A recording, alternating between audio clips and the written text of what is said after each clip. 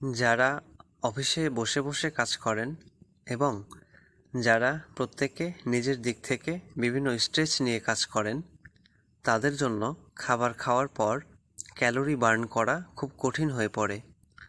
এতে in future বিভিন্ন effect পড়ে শরীরে। কাজের প্রেসারে খাবারগুলো এত তড়িঘড়ি করে খেয়ে ফেলে যে ক্যালোরি ঠিকমতো বার্ন করে না। খাবার খাওয়ার নিয়ম খুব স্লোলি। অল্প খাবারে পেট ভরাতে হলে খাবারটাকে স্লো ইটিং করতে হবে এবং লং টাইম চুইং করতে হবে। এক লোকমা খাবার মিনিমাম 10টা বাইট দিয়ে খেতে হবে।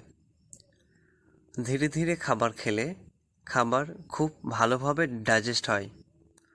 এভাবে খাবার খেলে 100 থেকে 150 ক্যালোরি শুধু খাবার খেতে খেতেই বার্ন হয়ে যায়।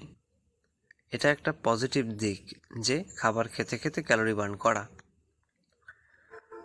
যখন খাবার খুব স্লোলি চিবিয়ে খাবেন, এই চিবানোটাই ক্যালোরি বার্ন করে দেবে।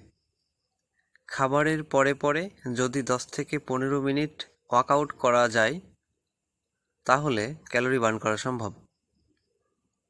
কিন্তু এসব মেনটেন করা সম্ভব হয়ে ওঠে না।